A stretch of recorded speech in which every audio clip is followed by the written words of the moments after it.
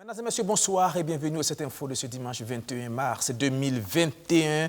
Recomposition de la majorité et de l'opposition, décret de réorganisation des examens et concours scolaires et son corollaire de manifestation des élèves, l'expérience du Burkina Faso en termes de droits humains, politique, éducation, droits de l'homme, ce sera la colonne vertébrale de cette info, bien entendu, avec nos invités. Siaka Koulibaly, notre analyste politique, sera là pour commenter, décrypter et analyser l'actualité politique. Nous recevons également ce soir le secrétaire général de la FESIBF, la Fédération estudiantine et scolaire pour l'intégrité au Burkina Faso, Augustin Palo. Et puis, pour parler de droits humains, nous recevrons deux femmes, Julie Prudence Nina Somda et Julie Rose Ouedraogo, auteur du livre Le contrôle international des droits humains, l'expérience du Burkina Faso. On parlera également de la semaine de la courtoisie au volant avec un excellent dossier sur le sujet dans les rues de Ouagadougou. Voilà pour le menu, mais tout de suite, retour sur l'actu.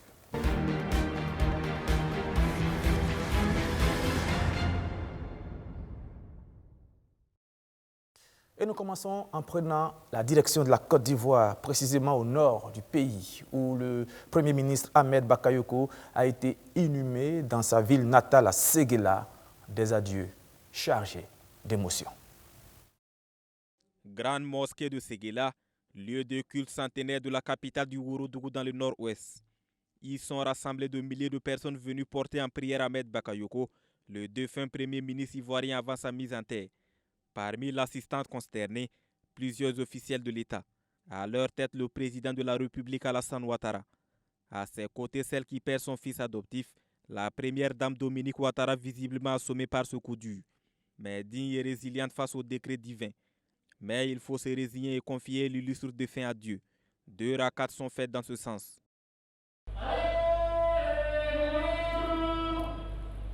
À terme, les porteurs de la dépouille s'emparent du cercueil. Le moment du voyage sans retour est alors arrivé. La douleur est enfle, les visages se mouillent. Certains s'écroulent et d'autres crient leur chagrin.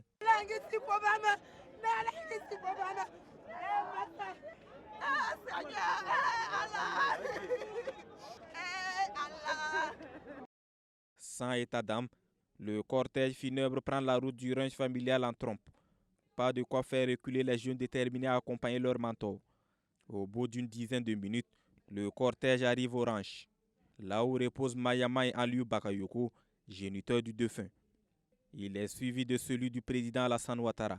Sous son regard contré, place maintenant la sonnerie aux morts, ultime honneur des armées.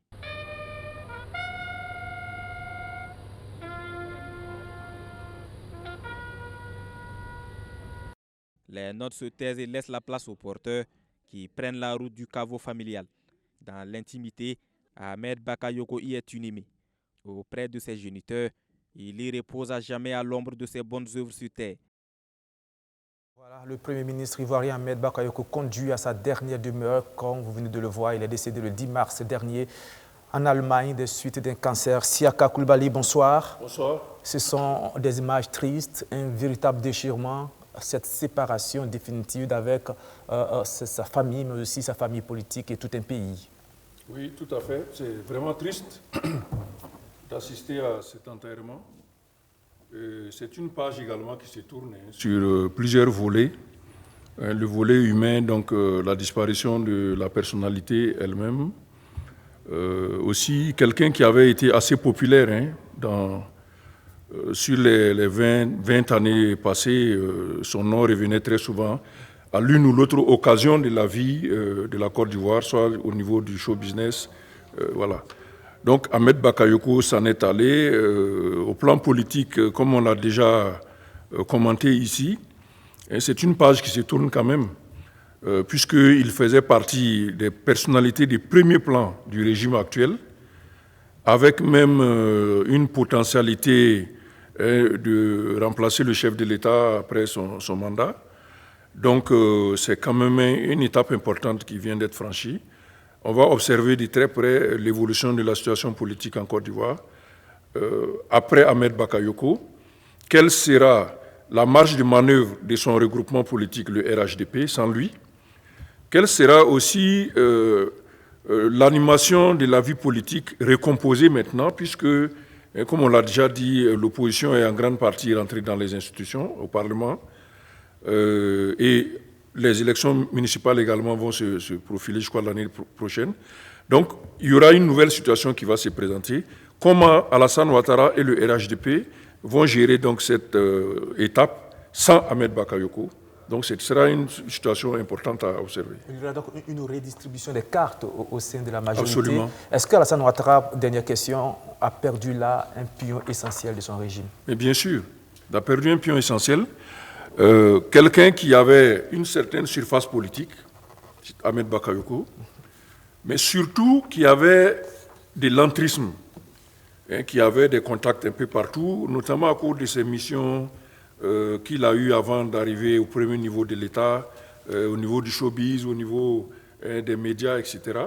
Donc c'est quelqu'un certainement qui avait le rôle d'homme à tout faire du président Alassane Ouattara, qui pouvait assumer des fonctions politiques, administratives, mais également des missions sociales aussi, qui étaient aussi importantes en Côte d'Ivoire. Donc là, Alassane Ouattara perd une pièce importante de son dispositif.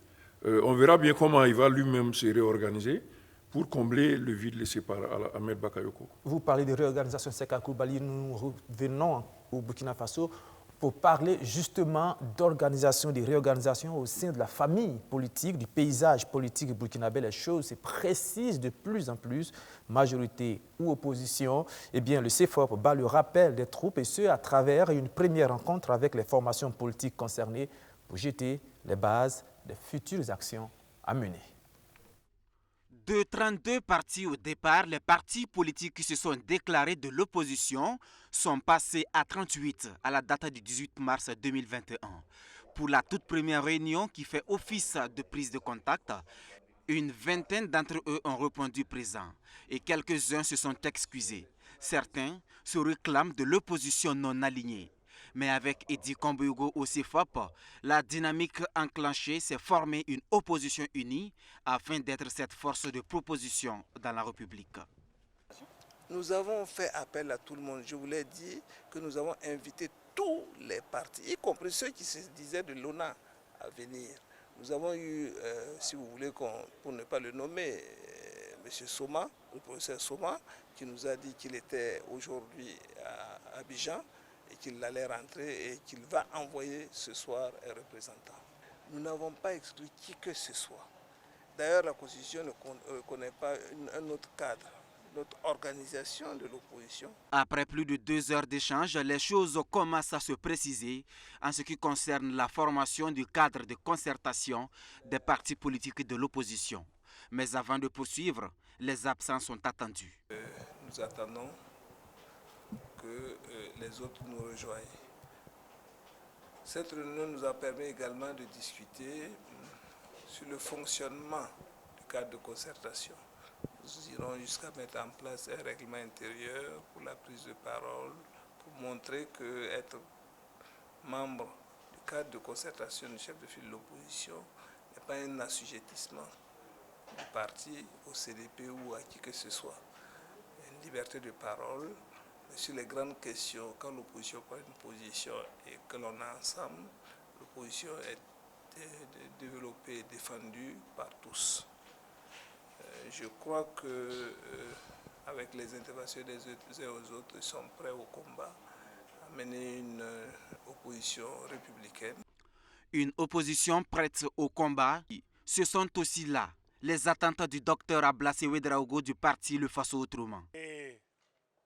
Ce que nous souhaitons pour l'opposition sur les 5 ans à venir, c'est que ce soit une opposition républicaine, une opposition solidaire, disciplinée, une opposition intelligente qui prendra à bras le corps les intérêts supérieurs du peuple burkinabé et une opposition qui sera une opposition battante. Nous ne voulons pas d'une opposition qui sera complice de la gouvernance qui ne sert pas l'intérêt du peuple burkinabé.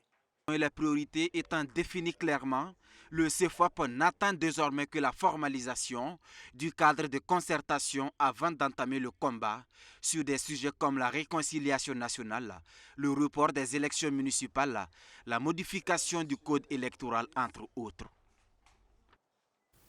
La majorité au pouvoir également affine ses positions avec cette image assez parlante que vous avez vue au cours de la semaine.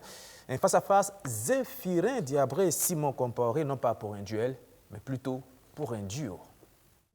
La délégation de l'UPC conduite par Zéphirin Diabré d'un côté et de l'autre, celle du MPP emmenée par Simon Compaoré. Il y a peu, lorsque ces deux partis se rencontraient, c'était généralement dans le cadre du dialogue politique majorité-opposition. Mais depuis 2 mois, la donne a changé. UPC et MPP regardent désormais dans la même direction sur les grands sujets de la majorité présidentielle. Qui l'eût cru? C'est pour dire qu'en politique, tout est possible.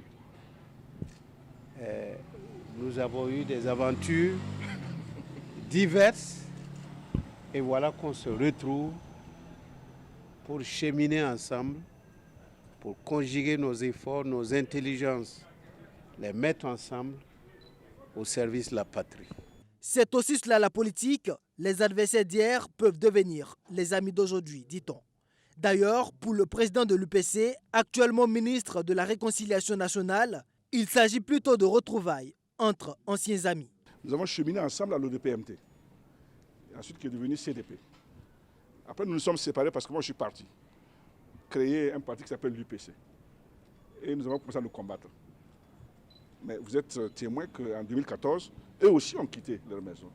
Et nous sommes retrouvés sur les frontons de l'insurrection pour faire barrage à ce que vous savez. Nous avons ensemble mené un combat qui s'est trouvé victorieux en empêchant la mise en application de la modification de l'article 37 et en créant une nouvelle situation politique pour le Burkina Faso. Il se trouve que pour diverses raisons, nos chemins se sont encore séparés à ce moment-là. Mais donc nos chemins se sont retrouvés aujourd'hui. Cette première rencontre officielle entre les deux partis vise à consolider davantage cette nouvelle alliance tout en jetant les bases d'une collaboration que tous souhaitent fructueuse. Sans rentrer dans les détails, Simon Compaoré a affirmé que son homologue de l'UPC leur a brièvement fait le point sur les actions entreprises dans le cadre de sa mission de réconcilier les Burkinabés. Avant ce tête-à-tête avec les premiers responsables du parti au pouvoir, Zéphirin Diabré a un peu plus tôt rencontré la PMP, l'alliance des partis membres de la majorité présidentielle. D'abord, ils ont eu une très bonne écoute, et ce que je souhaitais. Ensuite, ils ont, à travers leurs diverses interventions, apporté des contributions très intéressantes et éminentes, qui vont enrichir donc la réflexion et sans aucun doute faire en sorte que la feuille de route qui soit tracée là soit beaucoup plus consistante que ce qu'elle aurait pu être. À l'issue des élections générales de novembre 2020, la majorité présidentielle s'est davantage renforcée, tant au niveau du nombre de députés à l'Assemblée nationale que du nombre de partis adhérents. La PMP compte à ce jour 82 partis et formations politiques contre 32 pour l'opposition. Voilà, recomposition du paysage politique burkinabé. Siaka Koulibaly, ce sont des images extraordinaires qu'on vient de voir. Simon Compaoré, Zéphirin Diabré, assis côte à côte, parlant de la gestion des affaires de l'État. Il y a quelques années, cela était impossible. Oui, mais je crois que les deux ont expliqué le fait que ces retrouvailles soient dans l'ordre des choses, en ce sens qu'ils ont plusieurs fois été regroupés déjà dans des cadres politiques. Ils ont relaté cela depuis l'ODPMT jusqu'à maintenant. Ils se retrouvent dans la PMP. Je pense que cela doit montrer à tous ce que c'est que la politique en réalité, à savoir qu'il s'agit d'un objectif, conquérir et gérer le pouvoir d'État. Et cette conquête et cette gestion se font par un ensemble d'activités qui incluent à la fois les élections, mais aussi des manœuvres politiciennes qui permettent à d'autres qui ont eu une fortune aux élections de se retrouver néanmoins dans la gestion du pouvoir d'État, comme c'est le cas de l'UPC aujourd'hui. Donc je crois qu'ici, on a une dimension pédagogique qu'il faut retenir, à savoir que les voies de la politique ne sont pas des lignes droites, comme on peut le penser, mais elles peuvent serpenter et puis se recouper au gré donc des événements. Il reste maintenant à voir, après l'organisation qui a été faite par le gouvernement, qui voit que l'UPC, non seulement en rentrant dans la majorité, est déjà allé au premier plan, à savoir au gouvernement, à une position assez importante, un ministre d'État. Au-delà de ça, comment est-ce que cela va s'animer dans la pratique, au gré des différents obstacles qui vont se présenter devant la majorité. Parce que c'est vrai, on est dans les premiers moments d'organisation de part et d'autre, mais c'est sûr que les chantiers vont venir. L'opposition annonce déjà quelques points sur lesquels elle va justement, on voit aussi que l'opposition est en train de s'organiser. Voilà. Exactement. Donc ça veut dire que lorsque le réel va arriver, les obstacles vont se présenter. On va observer comment est-ce que cet alliage entre les anciens adversaires va fonctionner. C'est des points également au sein de l'opposition, comment les choses pourraient marcher? Parce qu'on a une opposition un peu fragmentée, parce qu'il y a ceux qui adhèrent au CEFOP, et puis il y a certaines formations politiques dites opposition non alignées qui font route à part, et d'ailleurs même la Constitution ne reconnaît pas leur existence. En parenthèse, est-ce qu'il n'y a pas là une sorte ou bien une forme de dictature? Est-ce qu'on est obligé d'appartenir forcément au CEFOP quand on est parti d'opposition? Et puis, comment Edi Komboyogo va organiser toute cette machine où il y a quand même des fortes têtes? Bon, je retiens le fait que le chef de file de l'opposition a une posture ouverte par rapport aux partis qui sont dits de l'opposition. Que ce soit ceux qui ont déclaré être de l'opposition, comme ceux qui ne l'ont pas fait. Il a ouvert la porte, donc il y a des échanges qui sont en train de se dérouler. Et on va très certainement assister à des déclarations, à des manifestations qui vont nous montrer comment est-ce qu'on aura une opposition unie dans le CEFOP ou une opposition fragmentée. Ceci dit, ça pose le problème de la nature de nos textes. C'est souvent, j'évoque ces situations-là. La Constitution énonce un principe général en laissant le soin à la loi ou au décret d'organiser ces principes. Il se trouve que la plupart du temps, lorsque la loi est adoptée ou le décret est adopté par rapport à un principe constitutionnel, la façon dont c'est présenté arrive à contredire la règle constitutionnelle. C'est ça qu'on assiste par exemple dans le cas de l'opposition. Ici, pour être de l'opposition, c'est une déclaration que le parti doit faire. Et si le parti ne fait pas la déclaration? Donc ça veut dire que la loi qui régit le CEFOP n'est pas complète. Il faut aller un peu plus en profondeur. C'est là où on a un intérêt aujourd'hui avec la réconciliation.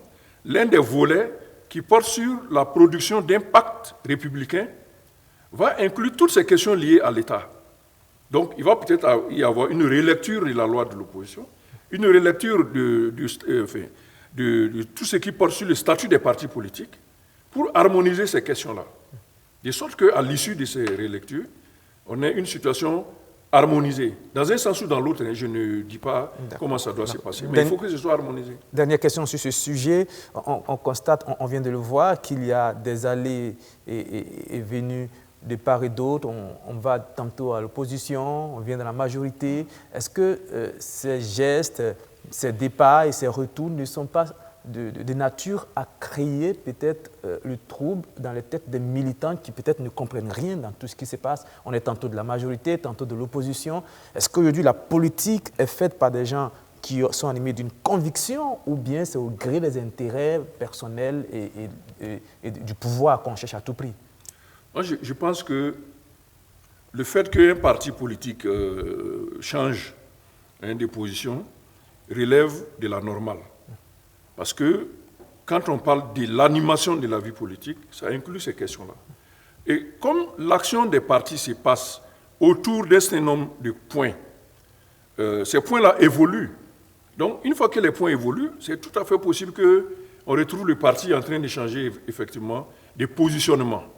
Donc, à mon avis, il serait peut-être un peu ridicule de vouloir figer les uns et les autres. Oui. Surtout même qu'il y a les élections qui font que... Siaka Coulibaly, on comprend ce que vous dites, mais quand des partis qui n'ont pas la même doctrine, l'UPC qui est un parti purement libéral et le MPP qui est un peu socio-démocrate, qui se mettent ensemble pour gérer un pouvoir, ça fait quand même peut-être un peu désordre. Oui, la question m'a été posée un certain nombre de fois. Je réponds que dans notre système politique, on n'a pas de partis extrêmes. C'est par rapport à ces partis extrêmes qu'il y a souvent impossibilité de se mettre ensemble. L'extrême droite ou l'extrême gauche, si vous voyez en France, il y a des plateaux où on a invité Mélenchon, qui est considéré comme de la gauche l'extrême gauche. On lui a fait venir Marine Le Pen sur le plateau. Il a quitté le plateau.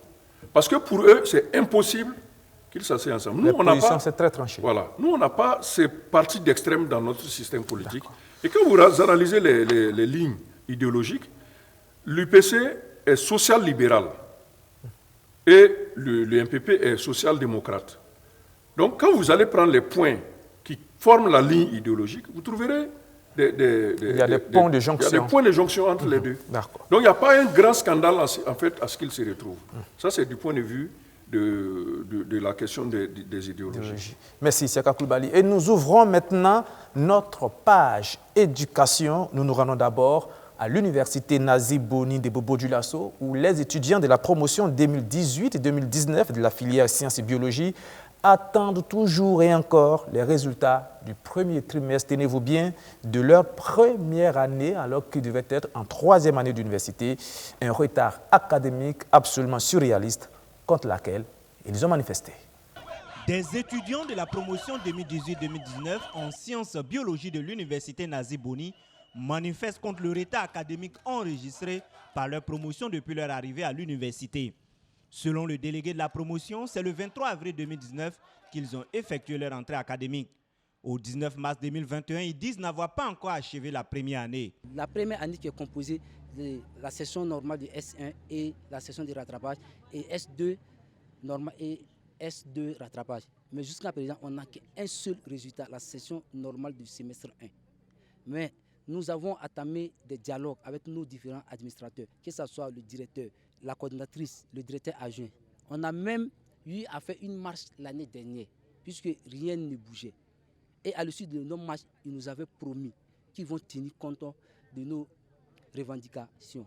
Mais jusqu'à présent, on a composé la session de rattrapage depuis le 17 au 30 décembre.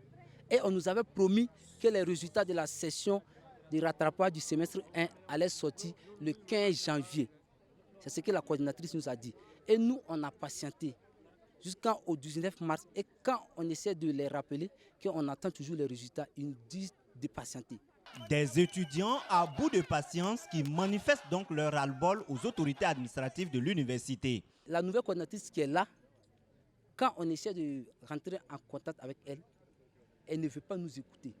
Elle pense que nous, étant les délégués, c'est nous voulons rebeller la promotion. Sinon, selon elle, tout va bien. Une première manifestation avait abouti, selon le délégué de la promotion, à un remaniement au sein de l'administration de la promotion licence 1 et 2 en sciences biologie.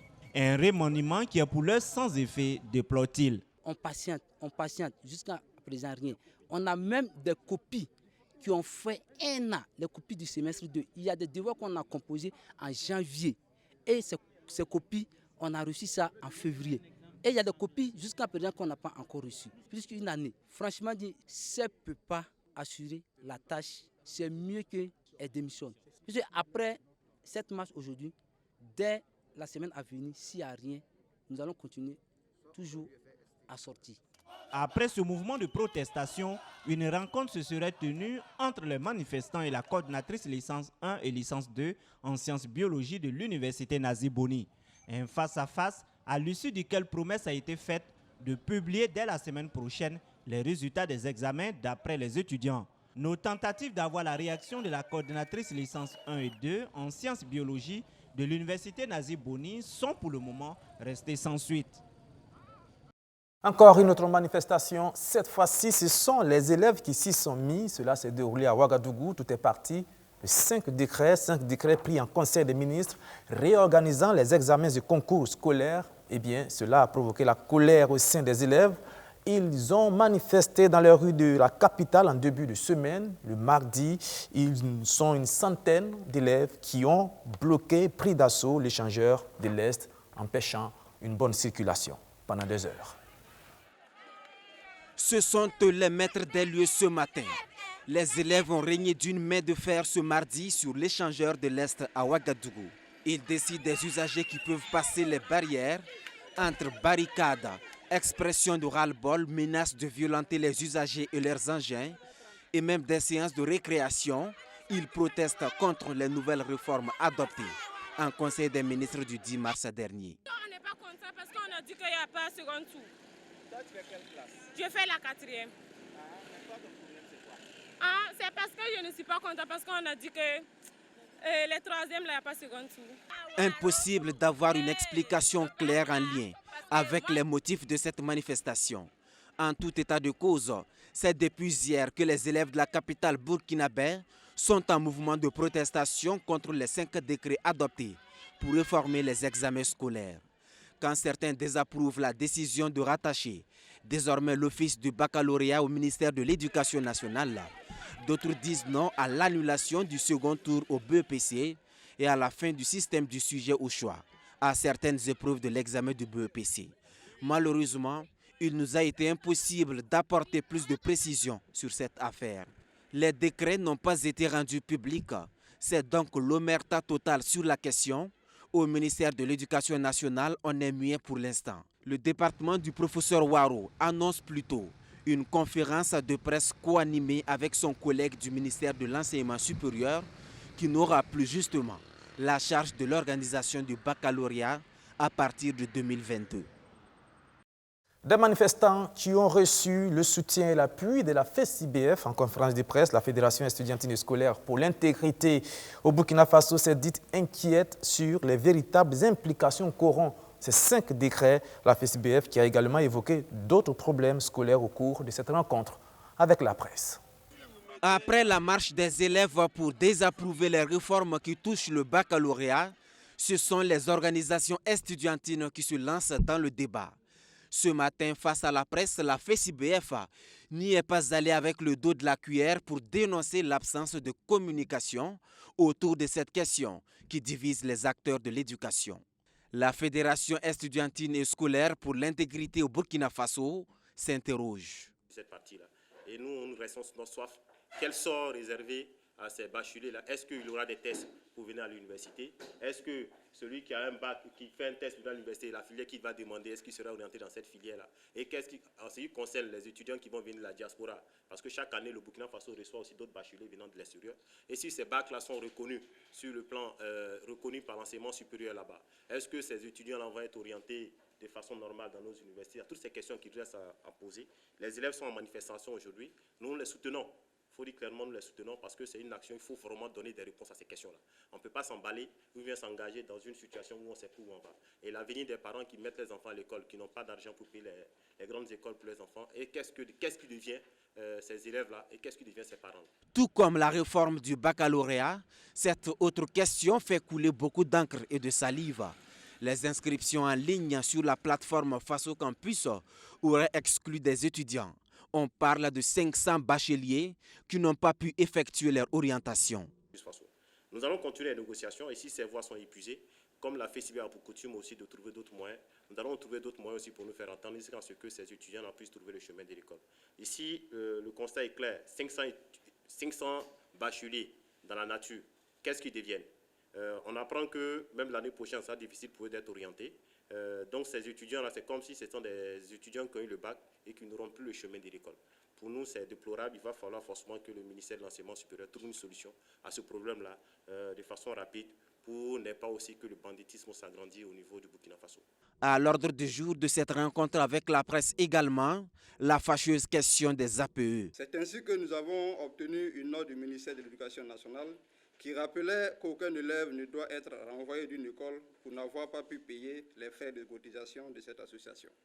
Cependant, si certaines écoles en ont arrêté, cette pratique ne cesse de continuer dans d'autres. Au lycée technique national Aboubakar Sangoulé Lamizana, par exemple, la dite pratique a conduit nos camarades élèves à observer des jours de grève avec les conséquences que vous connaissez. La FESIBEF voudrait une fois de plus interpeller ces oiseaux de mauvaise augure qui continuent la dite pratique à mettre fin à leur forfaiture car elle est prête à aller jusqu'au bout dans cette lutte. Prête à aller au bout également en ce qui concerne les luttes pour la normalisation des années académiques dans les universités publiques. La FESIBEF veut ainsi mettre fin au chevauchement des années au campus, des dysfonctionnements qui auraient poussé 5 étudiants au suicide ces derniers mois, indique l'organisation estudiantine. Et pour en parler, je vous l'annonçais en début d'émission, nous recevons sur ce plateau Augustin Pallo. Il est le secrétaire général de la FESIBEF, la Fédération estudiantine scolaire pour l'intégrité au Burkina. Augustin Pallo, bonsoir. Bonsoir. Merci d'être venu. Merci. On vous a vu et entendu tout à l'heure dans l'élément qui vient de passer, où vous vous posiez un certain nombre de questions sur les implications qu'auront ces 5 décrets sur les examens et concours scolaires. Eh bien, le gouvernement a répondu à une partie ou à toutes ces questions au cours d'une conférence de presse. On va regarder, on va revenir. Al-Kassoum Maïga, Stanislas Ouaro, en conférence de presse justement pour donner des précisions sur les implications qu'auront ces 5 décrets sur les examens et concours scolaires. Au service d'information du gouvernement ce 18 mars, les places assises n'ont pas suffi tant les médias étaient mobilisés. La réforme des examens et concours, le sujet passionne. Ces dernières 72 heures nous l'ont démontré avec ces manifestations à tout vent des élèves. Le gouvernement le savait, sa parole était donc très attendue. En réaction, ce sont les 2 ministres du système éducatif qui viennent affronter les nombreuses interrogations. Tout d'abord, le gouvernement rassure le monde éducatif. La réforme relative au baccalauréat ne rentrera en vigueur qu'à partir de 2022. À partir de cette date, le baccalauréat sera le diplôme terminal du secondaire. C'est une promesse de campagne qui se concrétise afin d'harmoniser ce diplôme sur le plan régional. L'espace UOMOA, vous avez le Mali, où tous les diplômes, le diplôme du baccalauréat est organisé par l'enseignement secondaire.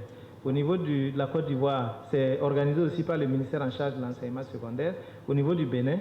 Mais maintenant, au niveau du Mali, ce sont les acteurs de l'enseignement secondaire qui gèrent tout. Et après, les étudiants, les élèves, quand ils sont admis, déposent leur dossier d'orientation à l'université à travers donc l'application Campus Mali. Nous avons l'équivalent ici qui est Campus Faso. En Côte d'Ivoire, donc, c'est le ministère en charge de l'enseignement, le ministère en charge de l'éducation nationale qui organise, mais il fait appel pour la présidente du jury à des collègues de l'enseignement supérieur. Au Bénin, c'est un peu pareil. Mais tous ces 3 pays organisent déjà le baccalauréat par le ministère en charge de l'éducation nationale.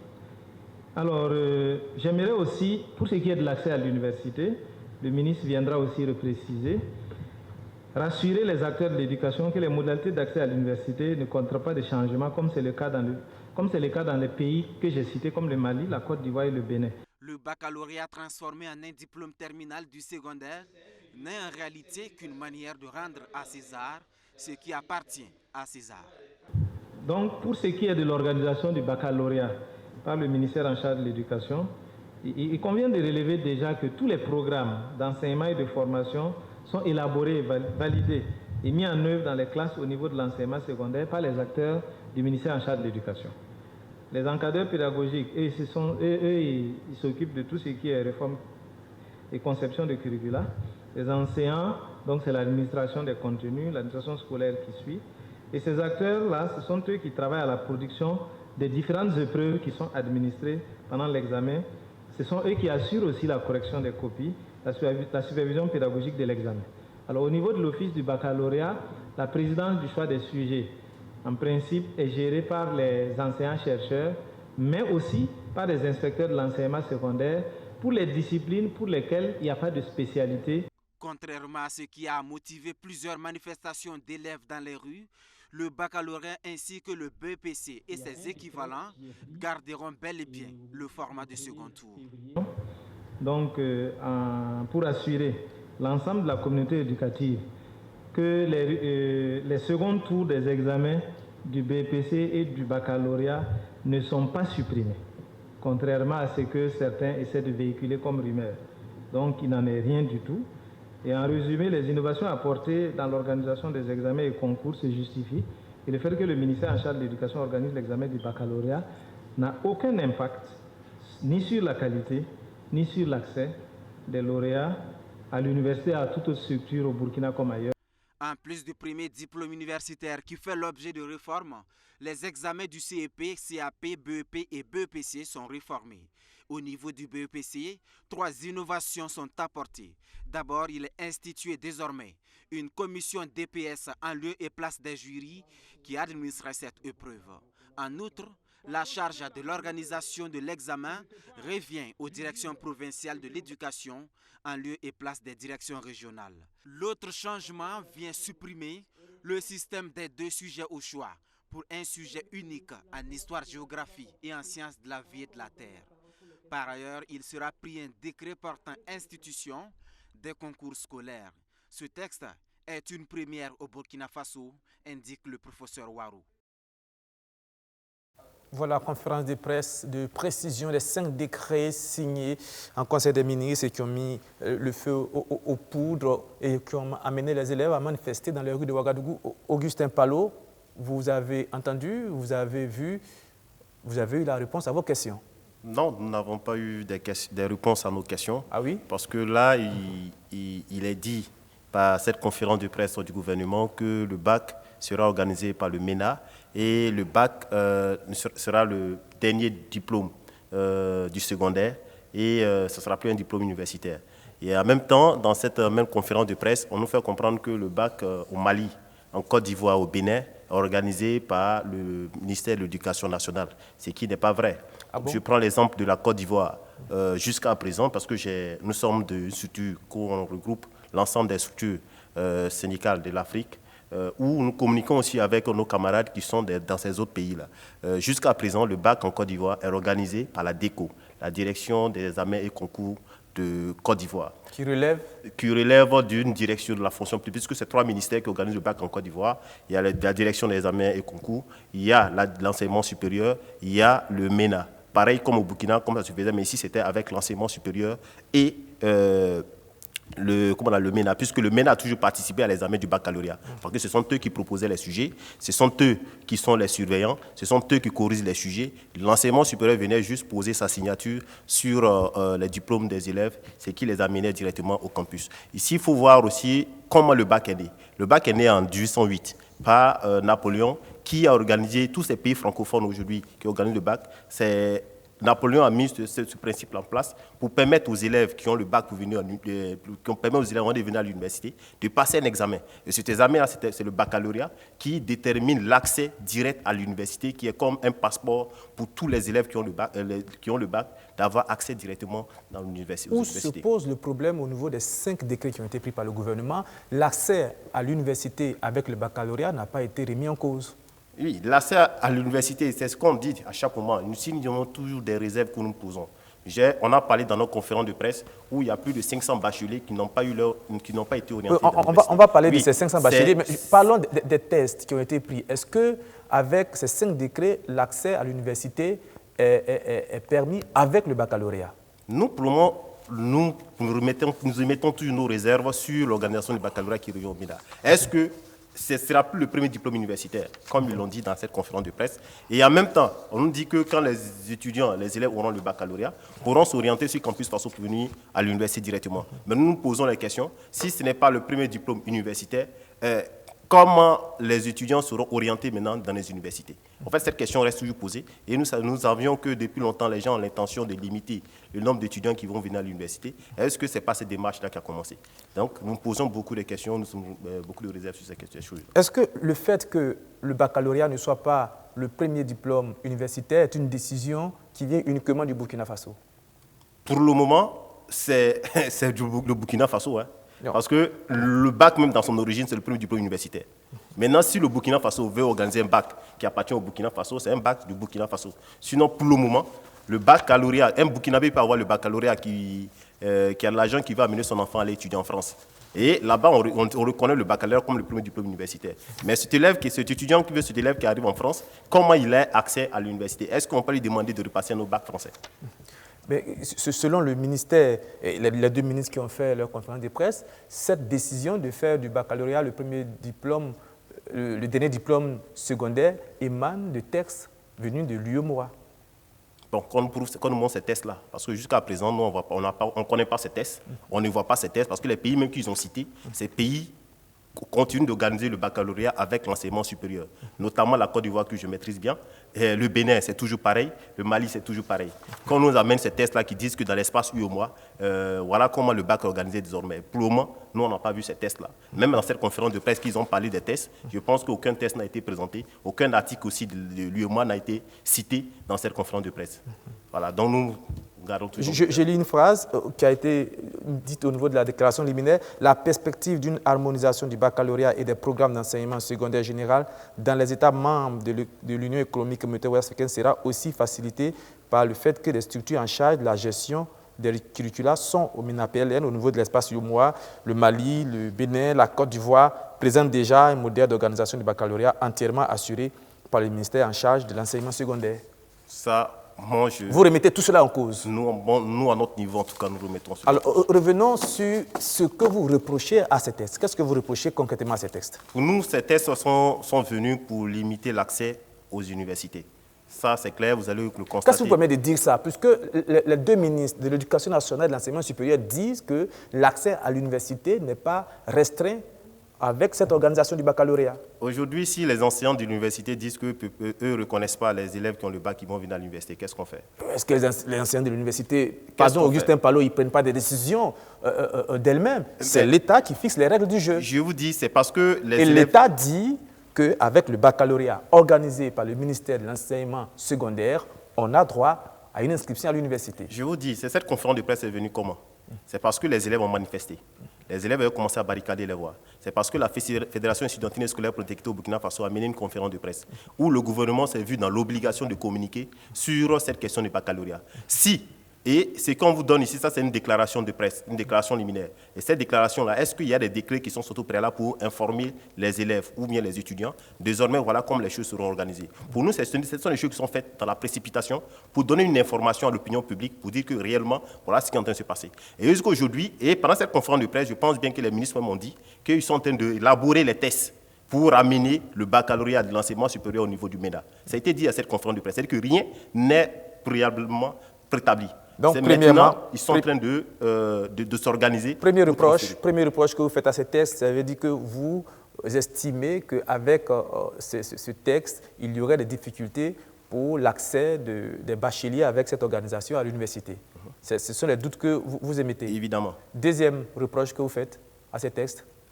La deuxième reproche, c'est que nous, à notre niveau, quand on a eu l'information, nous avons eu rencontré le ministre de l'Éducation nationale. Nous avons posé le problème.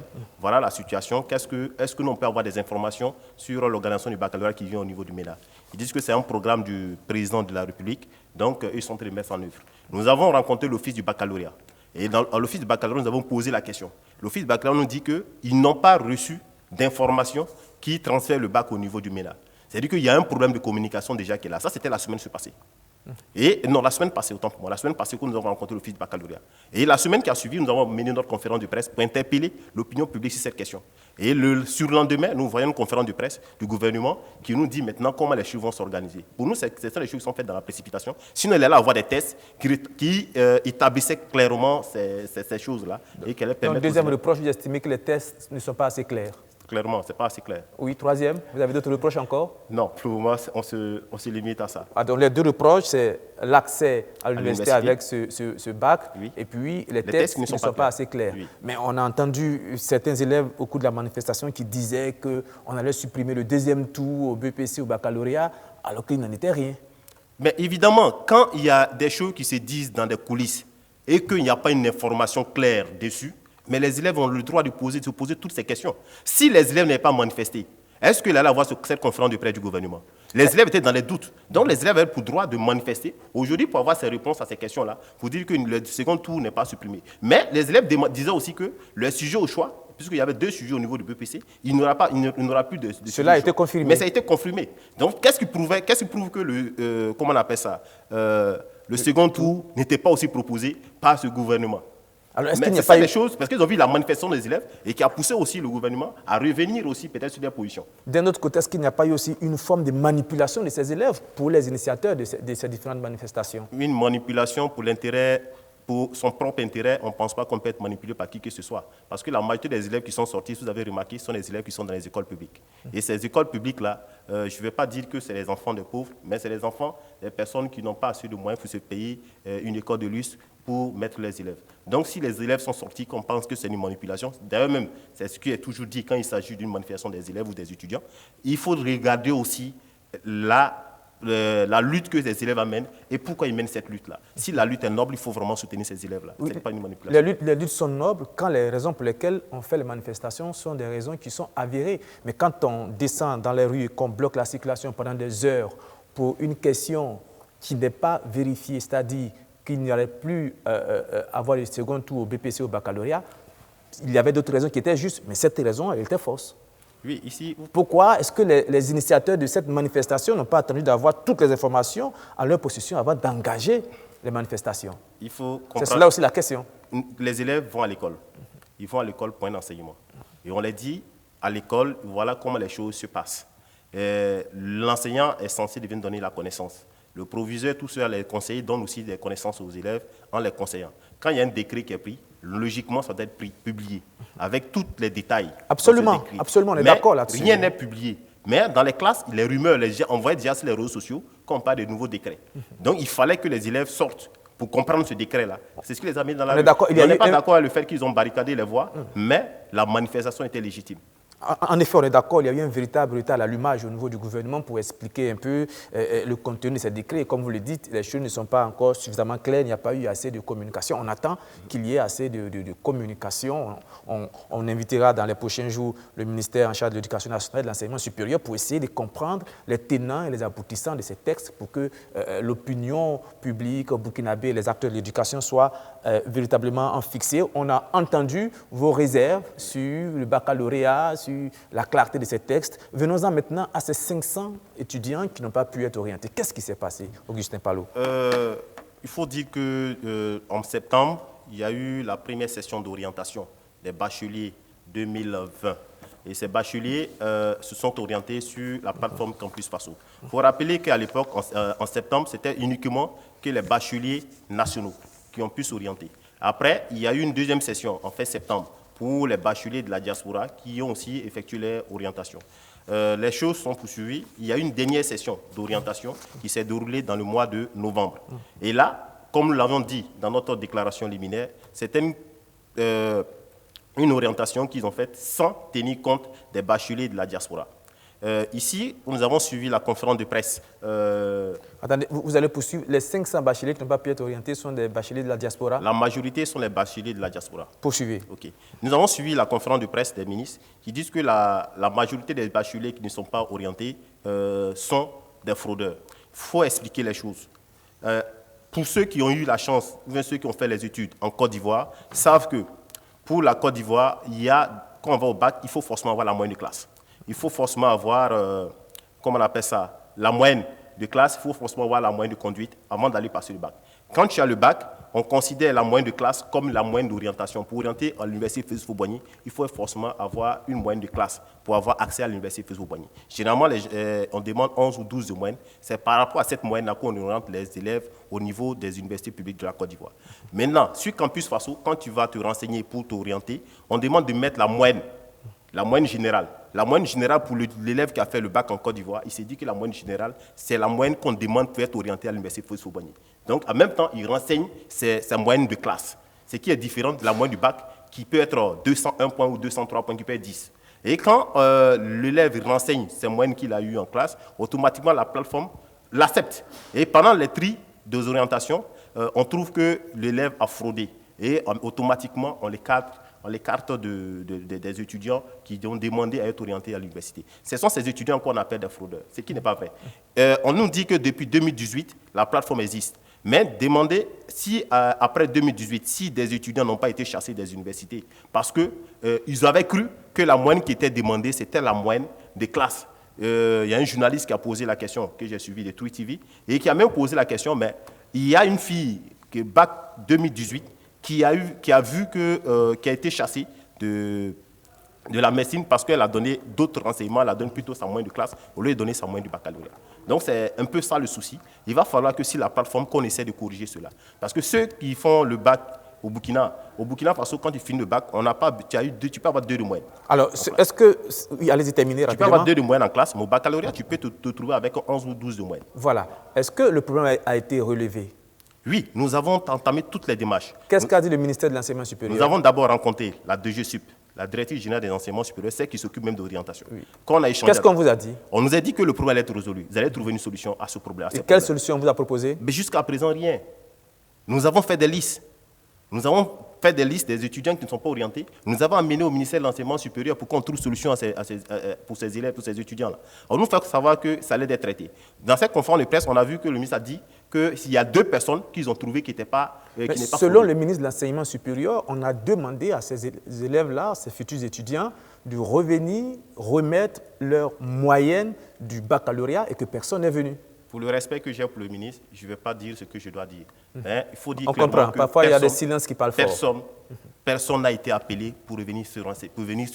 Vous n'avez pas été contacté pour ça? On n'a jamais, moi-même qui ai amené les documents, on n'a jamais été appelé pour demander aux élèves de venir postuler encore pour une quelconque orientation. Aujourd'hui, quel est le sort qui est réservé à ces 500 étudiants? C'est au ministre de répondre à cette question parce que ce qu'on nous fait savoir d'abord, Campus Faso nous dit qu'au départ, il n'y a plus de place au campus pour recevoir les étudiants. Après, on dit qu'ils ont donné des faux renseignements. Après, on vient nous dire encore qu'il faut il n'y a pas de place, les étudiants ne peuvent plus venir au campus, donc il faut arrêter. Finalement, c'est cette dernière information qu'on a reçue à la conférence de presse dernière, que les étudiants ont fraudé, raison pour laquelle ils ne peuvent plus être étudiants sur le campus. Maintenant, on dit qu'il y a 2 étudiants qui ont été orientés. Moi, je veux savoir quels sont ces 2 étudiants qui ont vérifié, qu'ils ont trouvé qu'ils n'étaient pas dans l'erreur, qui ont eu leur orientation. Ce qui n'est vraiment pas vrai. Alors, merci Augustin Palot d'être venu sur ce plateau. On est en train de finir.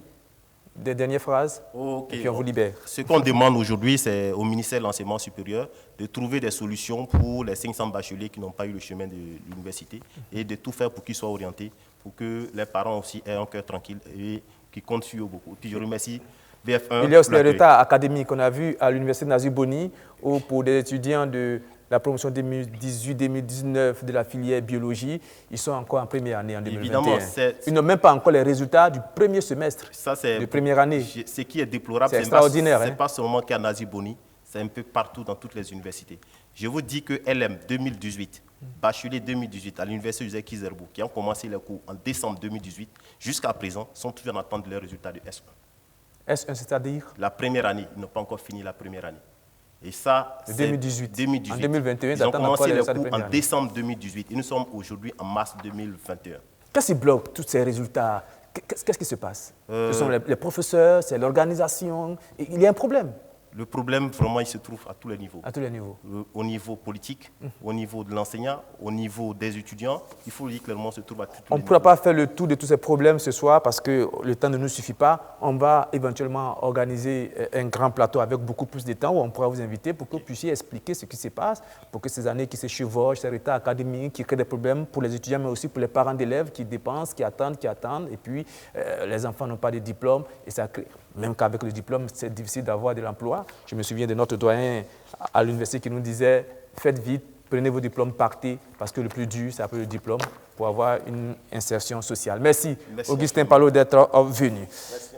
Et nous poursuivons sur cette info avec les 70 ans du Prytanée militaire de Kadiogo, 7 décennies d'excellence, de rigueur qui ont été célébrées en présence du chef de l'État. On a fait le point, ce qui a été fait, mais aussi on s'est projeté dans l'avenir. Jubilé de platine sous strass et paillettes pour le Prytanée militaire de Kadiogo, le PMK. Sous les yeux du président du Faso, chef suprême des armées, le PMK s'est paré de ses plus beaux habits pour commémorer ses 70 ans. 7 décennies après sa création, le Prytanée s'est révélé comme le meilleur incubateur de cadres militaires et civils de notre pays. Des compétences jamais galvaudées malgré les péripéties traversées tout au long de son existence.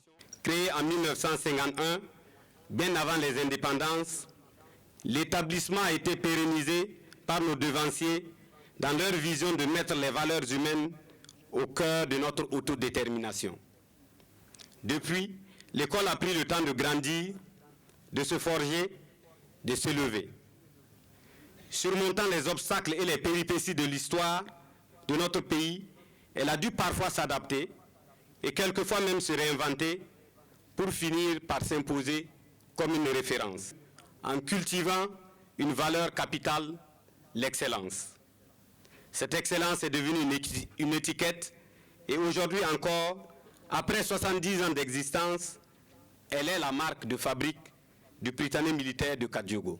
Depuis 1951, le Prytanée militaire de Kadiogo a vu passer plus de 3600 enfants de troupes, des cadres qui ont su s'imposer dans divers domaines de compétences militaires comme civiles. Au-delà des missions de défense et de sécurité qui sont les leurs, leur participation à la vie socio-économique de notre pays se manifeste à travers le service de santé des armées, le service du génie militaire, le service de l'intendance militaire, les prestations de services aériens de l'armée de l'air, les services de secours de la Brigade nationale de sapeurs-pompiers, pour ne citer que cela. En plus de ces cadres militaires, le PMK a aussi nourri l'enfance ou l'adolescence de bon nombre de cadres civils qui font aujourd'hui la fierté de notre pays. Aujourd'hui encore, l'excellence toujours prônée par le PMK fait des émules. En témoigne le taux de succès de 100% enrichi lors de la dernière session du baccalauréat. Des résultats qui ont également valu au Prytanée de voir son drapeau élevé au grade de grand officier de l'ordre de l'État. Plus, le personnel enseignant, ancien comme actuel, a vu certains de ses membres décorés. Le temps pour la direction du PMK d'émettre le vœu de voir l'édification prochaine d'une université militaire. Un vœu apparemment tombé dans les oreilles du président du Faso. Nous avons noté avec beaucoup d'intérêt la volonté qu'il y ait un continuum au PMK, c'est-à-dire la création d'une université qui permette à ses élèves de pouvoir continuer leurs études sur place. Et je voudrais rassurer que le gouvernement prendra toutes les dispositions pour qu'elle en soit ainsi et que nous puissions faire de cet établissement, comme je l'ai toujours dit, un établissement d'excellence, un creuset pour l'élite intellectuelle de notre pays, élite aussi bien militaire que civile. En marge de la prise d'armes commémorative, le président du Faso a pu assister à une parade des enfants de troupes accompagnée de la fanfare du Prytanée.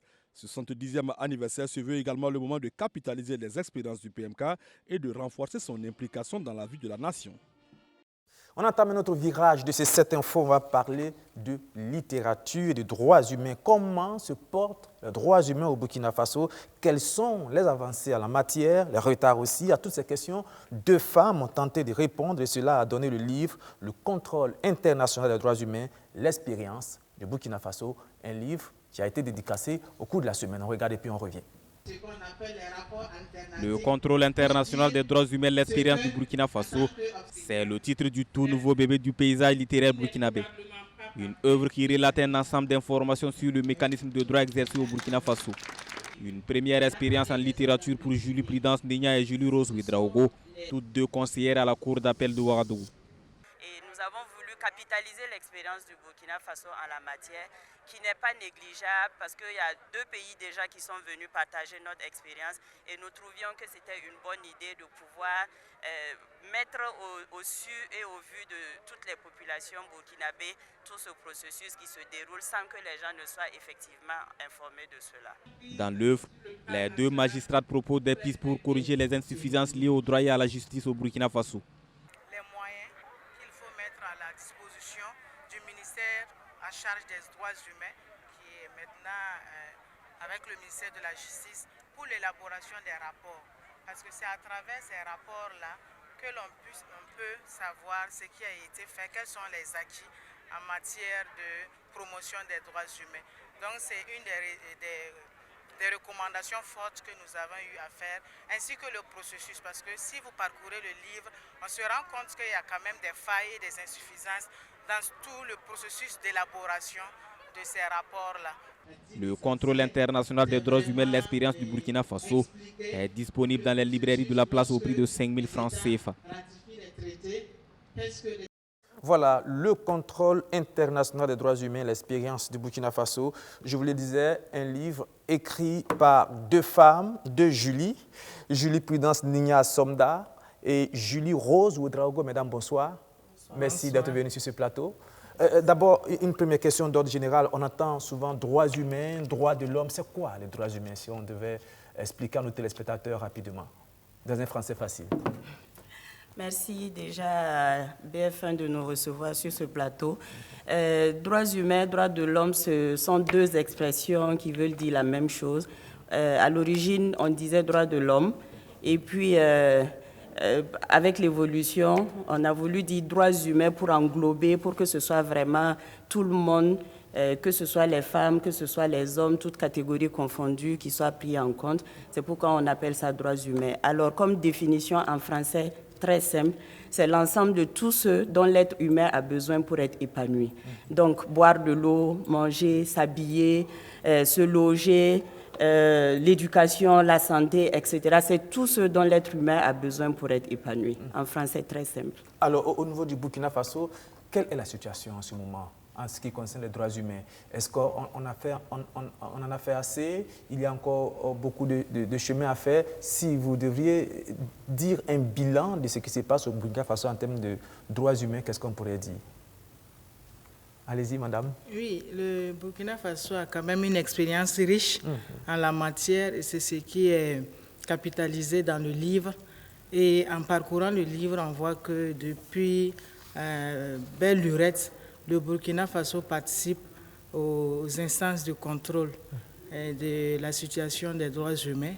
Et le fait même d'accepter faire le point et de se faire évaluer, ça veut dire déjà qu'on a des avancées. Parce que pour chaque examen, le Burkina Faso doit dire les acquis. Et à partir de ces acquis, le comité en charge de contrôler en fonction de la catégorie de droits qui est évaluée, ce comité fait des recommandations et l'État a l'obligation de mettre en œuvre ces recommandations pour qu'à la prochaine évaluation, l'État puisse dire voilà ce que j'ai eu à faire en termes de mise en œuvre de ces recommandations. Donc, comme l'État est vraiment régulier, l'État fait l'effort de s'évaluer. On peut dire déjà que l'État a une bonne expérience en la matière. Alors, en termes d'acquis, Julie Prudence Nigna Somda, en termes d'acquis, le Burkina Faso en est à quel niveau? Quels sont les acquis fondamentaux que le Burkina Faso a pu avoir en termes de droits humains? Oui, nous avons parlé déjà, le livre s'intitule « Le contrôle international de droits humains ».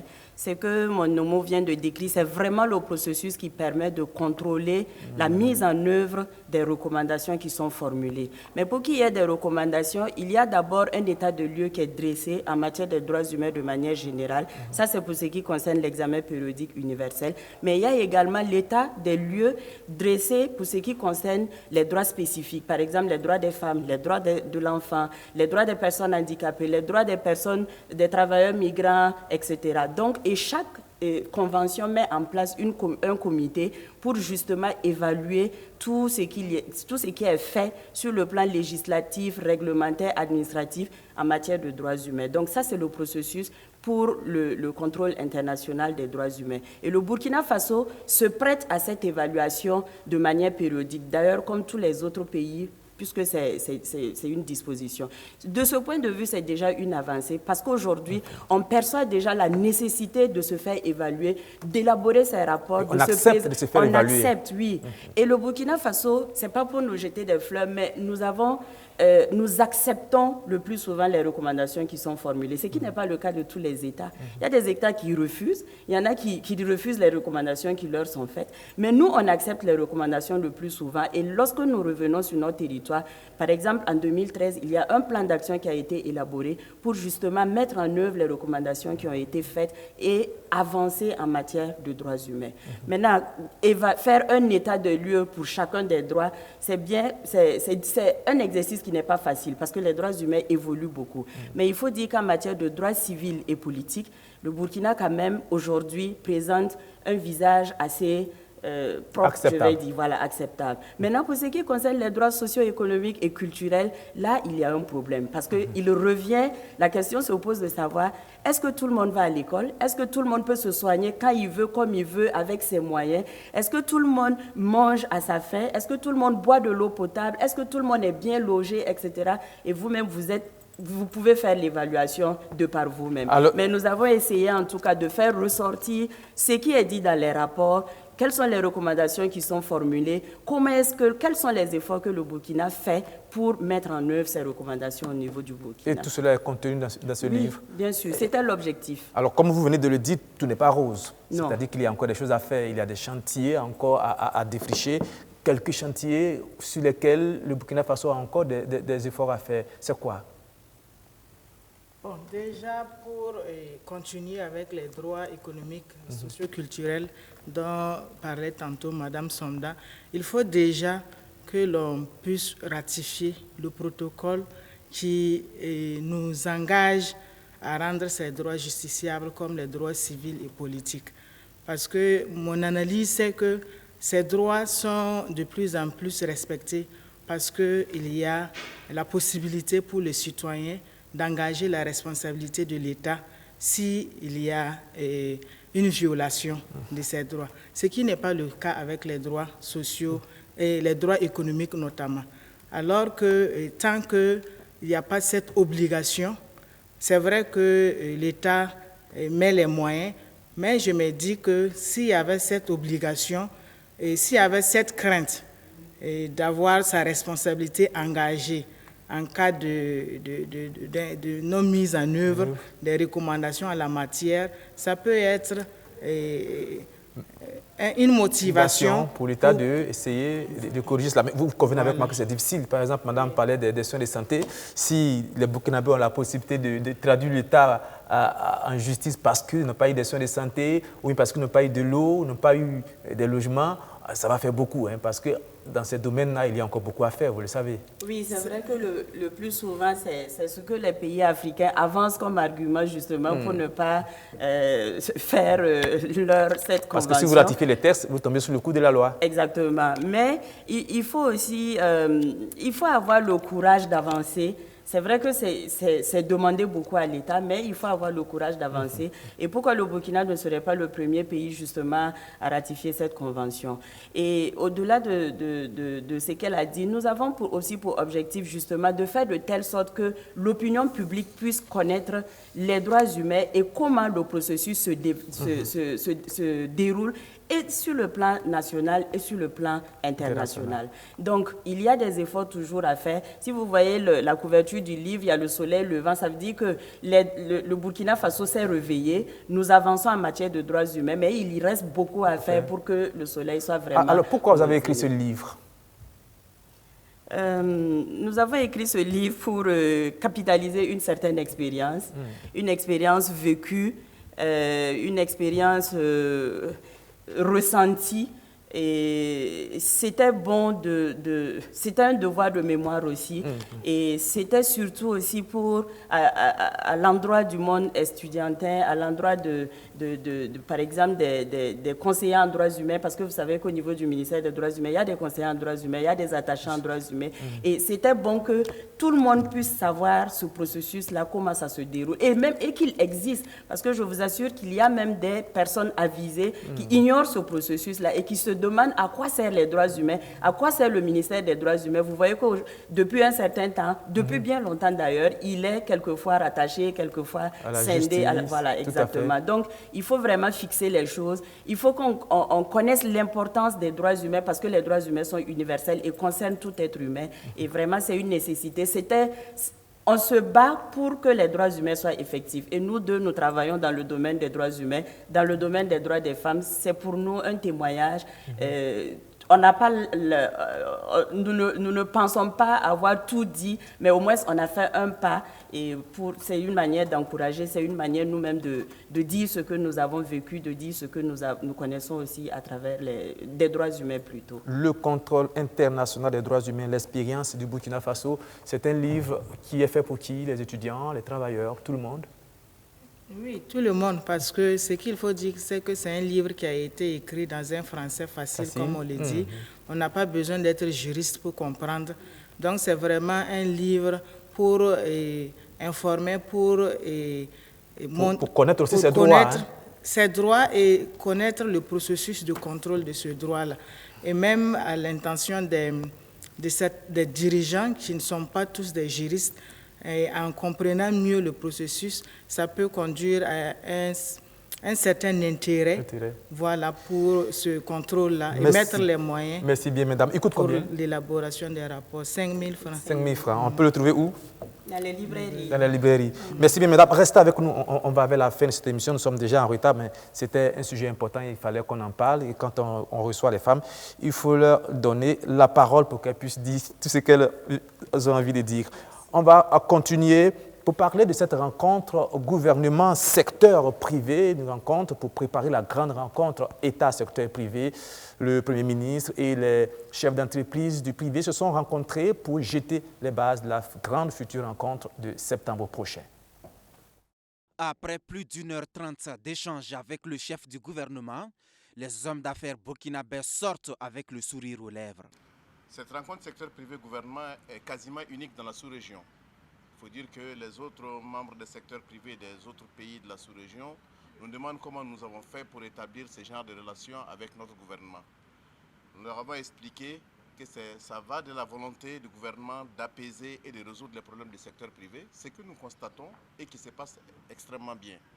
Cette première session ordinaire 2021 du comité de pilotage du cadre de concertation et d'orientation pour le dialogue État-secteur privé a surtout été l'occasion pour les businessmen de réitérer la mise en œuvre des recommandations passées.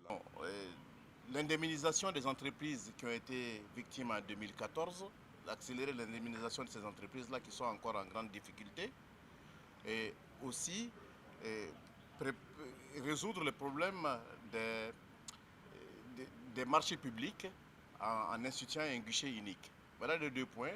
Et le secteur privé a terminé en demandant à l'État de réfléchir pour pouvoir améliorer le format de la rencontre secteur privé-gouvernement. Améliorer le format de la rencontre gouvernement-secteur privé, cette question a été justement au cœur de la présente instance d'orientation qui vise à accélérer la mise en œuvre des recommandations issues du dit dialogue.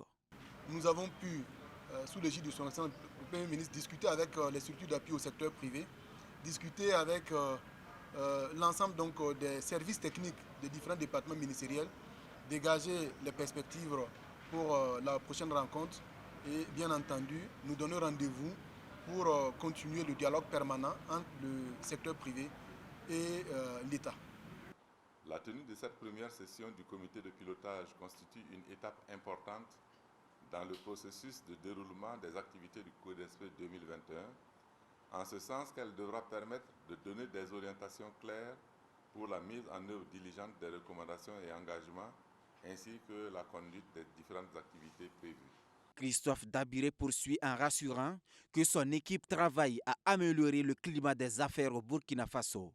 Les échanges entre les 2 entités se feront dans un format beaucoup plus large à la 4e édition de la rencontre nationale État-secteur privé. Un événement prévu se tenir à Bobo-Dioulasso les 27 et 28 septembre 2021. Voilà, Siaka Koulibaly, on vient de voir, c'est une rencontre absolument exemplaire entre le secteur privé et l'État pour essayer de rendre le monde des affaires un peu plus attractif. Oui, certainement. Mais je pense que c'est déjà très important de voir ces 2 acteurs se rencontrer, étant donné que dans le passé, ce qu'on voyait, c'était surtout les rencontres État-travailleurs avec les résultats que nous connaissons.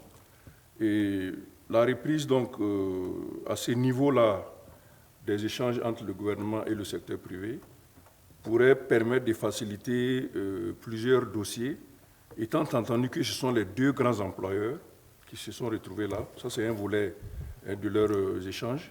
Ils pourraient échanger sur le sort des travailleurs. Justement, Siaka Koulibaly, merci d'évoquer le sujet. J'allais en venir.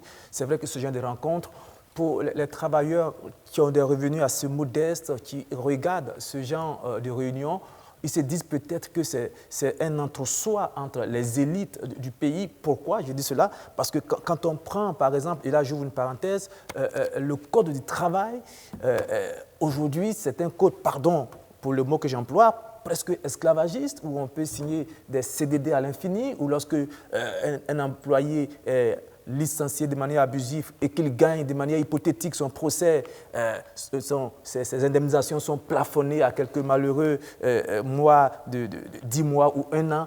Je veux dire, on a pondu un texte aussi inique sous la transition qui était considéré comme une forme de petite révolution.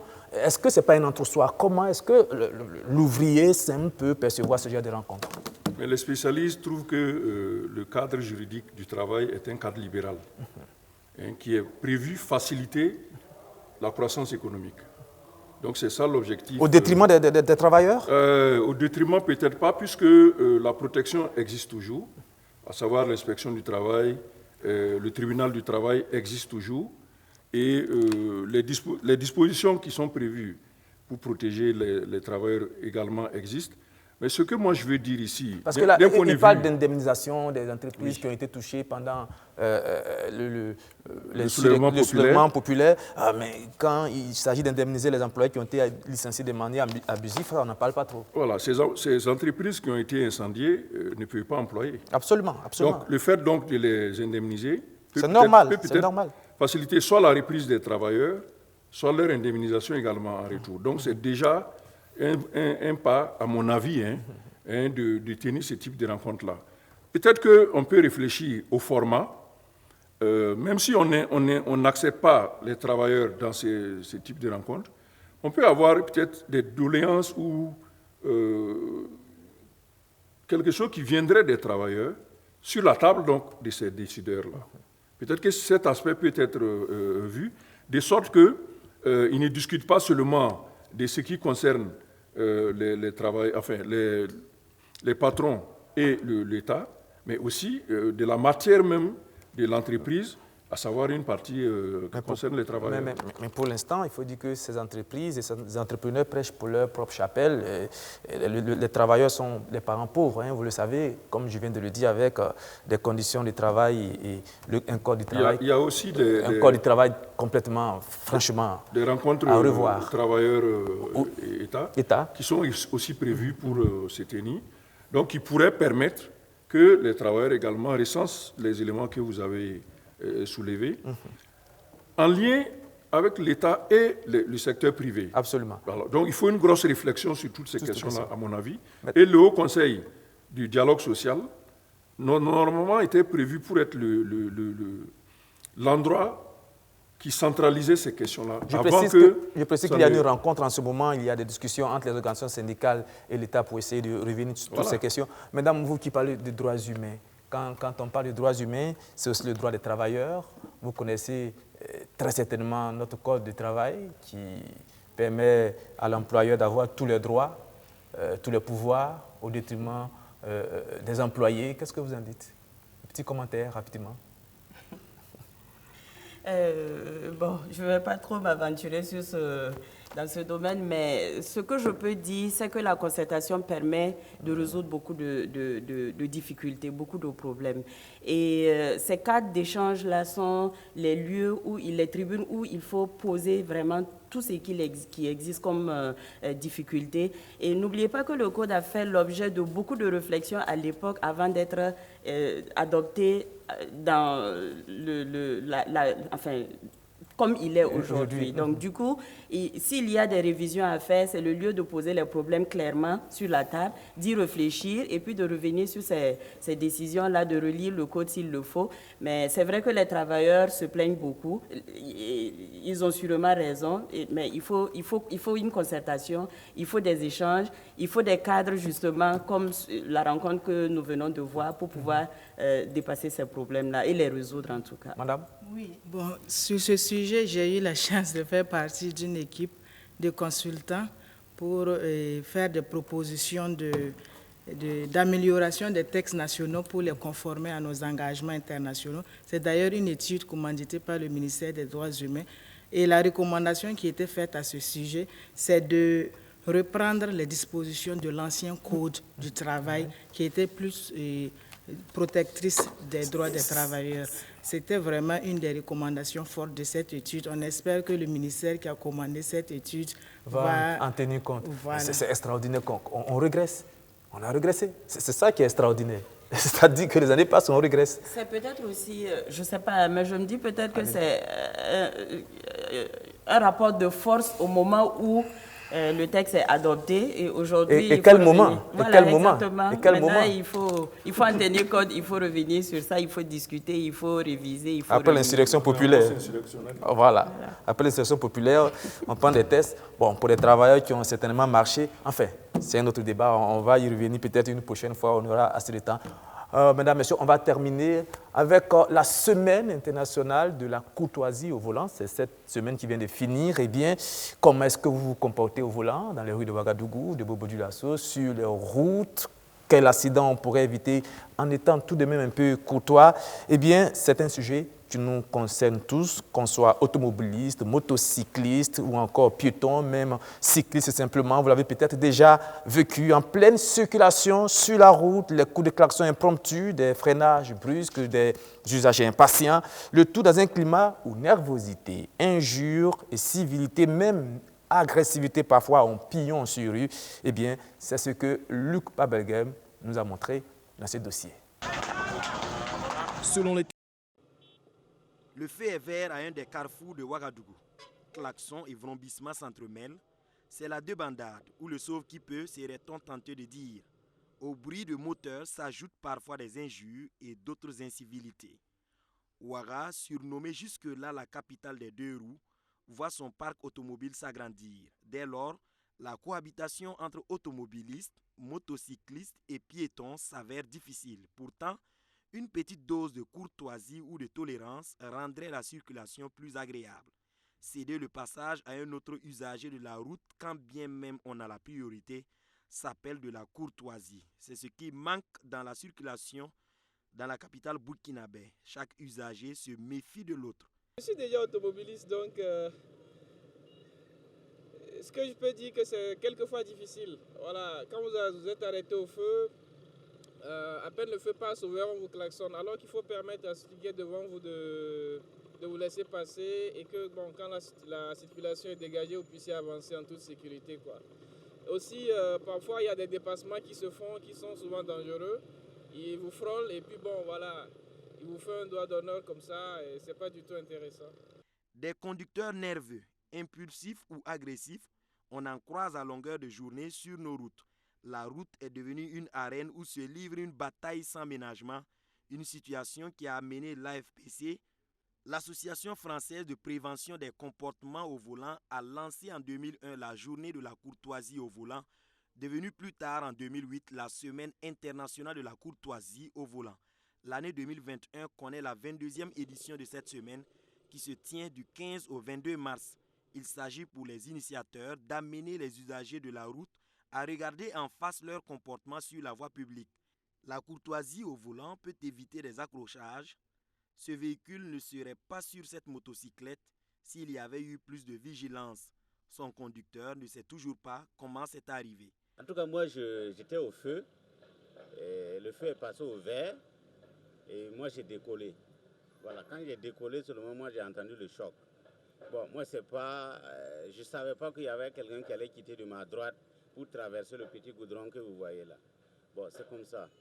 Voilà, parce que quand le feu a donné le vert, là, moi, je pensais que la voie était totalement dégagée pour que nous, on traverse.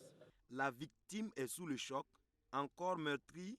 Elle ne parlera pas, mais ce n'est pas elle qui traitera son bourreau de courtois. De façon générale, les automobilistes se disent courtois au volant, mais ne peuvent pas en dire autant des motocyclistes. C'est le manque de permis de conduire, à moi, à mon sens, qui prouve que vraiment les gens ne respectent pas la circulation, sont intolérants en matière de circulation. Oui, il faut être tolérant pour laisser les autres aussi passer et ne pas créer des situations conflictuelles. Vous pensez quoi des motocyclistes en circulation? Les motocyclistes, je pense qu'à leur niveau, il faut beaucoup les former. Il faut exiger de plus en plus de ceux qui utilisent la voie de véhicule-là de posséder le permis. J'ai fait le Ghana, je vois effectivement, eux, c'est pas comme ici. Ici, tout le monde est pressé. Même celui qui est à vélo là, il est pressé comme celui qui est en voiture. Tu comprends? C'est compliqué. Toi, tu es à vélo, mais tu veux être pressé comme celui qui est en voiture. Bon, je ne comprends pas. Si vous vous coignez là, qui va perdre? Mais les gens sont là, ils forcent. Quand tu vois que, par exemple, quand tu vois le feu veut donner l'orange, un vélo veut passer, une voiture veut passer, tu n'as pas peur pour toi? Même rengaine chez les 2 roues, ils trouvent les 4 roues assez tolérantes, même si la méfiance reste de mise. Bon, ceux qui sont à moto, je crois qu'ils circulent un peu mal.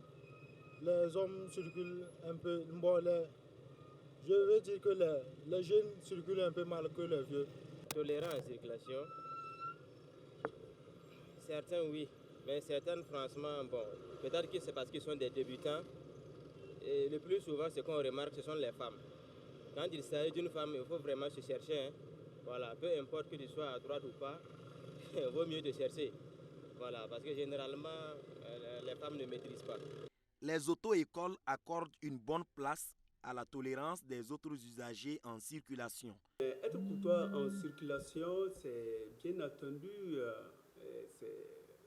on maîtrise bien entendu le code de la route, mais on ajoute une bonne dose de courtoisie. On dit priorité d'accord, mais prudence d'abord. Voilà, donc être courtois en circulation nous préserve de pas mal de choses. La non-maîtrise du code de la route est également indexée. La section accident du commissariat central de police de Ouagadougou ne cesse d'intervenir. Il arrive parfois que pour des constats, la police trouve sur place des usagers qui en arrivent aux mains. Il faut dire que dans la conduite, il y a ce qu'on appelle en fait la conduite défensive. C'est-à-dire que la conduite défensive, c'est quoi? Si vous êtes en circulation, il arrive des fois que vous acceptez en fait les erreurs que les autres usagers en fait commettent. Voilà, c'est-à-dire que vous êtes prioritaire, mais vous faites violence sur vous-même en fait pour accepter les erreurs que les autres usagers commettent dans l'objectif en fait d'éviter les accidents. La courtoisie au volant ne devrait pas être seulement l'affaire d'une journée ou d'une semaine, mais un comportement de tous les jours, pensent plusieurs usagers. La semaine internationale de la courtoisie au volant se présente cependant comme une réponse à la recrudescence d'un phénomène inquiétant, l'incivilité au volant. Voilà, la semaine internationale de la courtoisie au volant est terminée, mais la courtoisie au volant, elle continue, c'est pour toute la vie. Nous sommes en train de finir. On va quand même donner un droit de réponse à nos chères dames qui sont là ce soir. On a entendu une des personnes qui a été interrogée qui mettait en cause la capacité des femmes à bien conduire. Je vous ai vu un peu faire le mou. Un mot peut-être pour réagir. Moi, j'ai été choquée et je me dis que ce sont des préjugés et c'est malheureusement l'état d'esprit général qui prévaut. C'est dommage, il faut que ça change. L'intolérance en circulation, c'est tout le monde. Aussi bien les personnes âgées que les jeunes, les femmes, les hommes et tout. On ne laisse pas traverser les écoliers. Mais c'est tout le monde, ce n'est pas que les femmes. Je suis vraiment choquée. Et il faut que ça change. Madame. Oui, c'est comme elle dit, ce sont des préjugés. Je pense que c'est parce que nous, les femmes, nous sommes plus prudentes en circulation qu'on trouve qu'on dérange. Parce que quand je suivais un reportage où les statistiques faisaient prévaloir plus de victimes hommes dans les circulations que de femmes. Donc ça veut dire que les femmes sont plus prudentes. Mais quand on est pressé, on trouve qu'elles dérangent. Absolument. C'est sur ces dernières phrases de nos chères dames que nous mettons fin à ce magazine. Merci de l'avoir suivi. Merci d'être resté jusqu'à la fin. Seka Coulibaly, merci, notre analyste politique. Peut-être dimanche prochain, certainement que vous serez encore là. Moi, je vous dis au revoir. On se retrouvera en d'autres occasions. Bonsoir.